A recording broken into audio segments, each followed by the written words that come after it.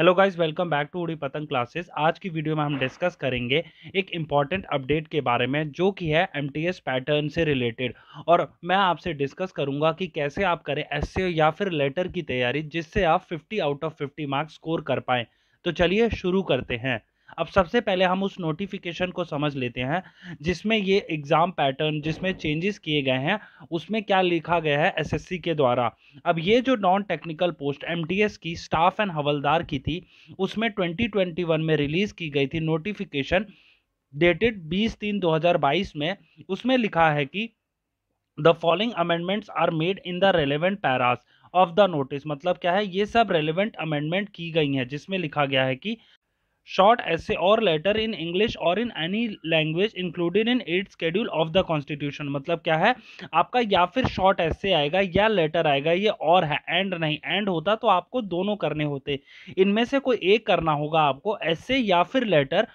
वो करना होगा कौन सी लैंग्वेज में, वो आपको करना होगा इंग्लिश में या फिर 8th शेड्यूल में जो जो लैंग्वेजेस हैं उसके अंदर। 8th शेड्यूल में अराउंड 22 लैंग्वेजेस हैं जिसमें से आप चाहे इंग्लिश में करिए, आप हिंदी में कीजिए, तो इनमें से कोई लैंग्वेज में आपको एक शॉर्ट ऐसे या फिर ऐसे करना होगा। और वो कितने मार्क्स का होगा, वो होगा 50 मार्क्स का टोटल। और उसका टाइम ड्यूरेशन कितना होगा, वो होगा 30 minutes for normal candidates and 40 minutes for PWD candidates. जी हाँ, ये वाला कैंडिडेट कौन कौन, उनके लिए स्क्राइब जिनके लिए, वो आप पैरा 8.1 एंड 8.2 रेफर कर सकते हैं। बट अभी के लिए नॉर्मल कैंडिडेट्स के लिए 30 मिनट्स है time duration and maximum marks है 50 मार्क्स।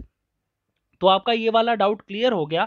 अब नेक्स्ट है आपका, उसमें टेबल अंडर 14.8.1 में may be read as walking आपको करनी होगी हवलदार की पोस्ट के लिए 1600 मीटर्स इन 15 मिनट्स, और फीमेल को करनी होगी 1 किलोमीटर इन 20 मिनट्स। जो अभी तक साइकिलिंग करनी थी उसकी जगह अब आपको करनी होगी वॉकिंग।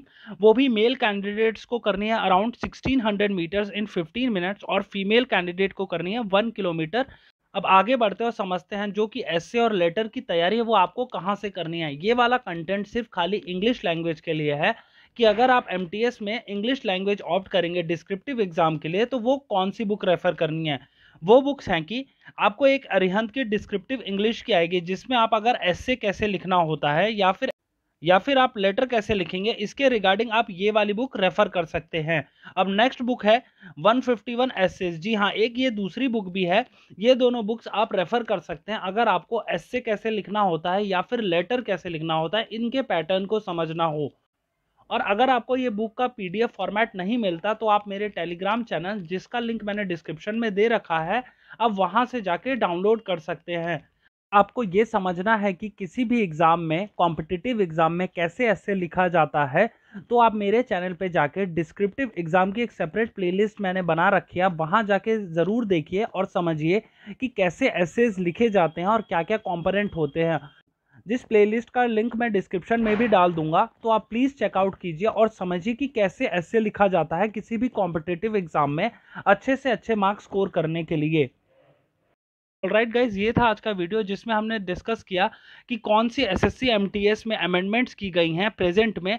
अगर आपको वीडियो अच्छा लगा तो वीडियो को लाइक कीजिए और चैनल को सब्सक्राइब कीजिए, जिसमें मैं ऐसे ही डिफरेंट आपके लिए एजुकेशनल कंटेंट के रिगार्डिंग आपको वीडियोस लाता रहता हूं, और ऐसी ही इंफॉर्मेटिव वीडियो जिसमें हम डिफरेंट बुक्स को कि कौन सी एग्जाम की कहाँ से तैयारी करनी होती है या फिर कौन सी बुक रेफर करनी होती है, उसमें मैं आपको एक्सप्लेन करता हूँ।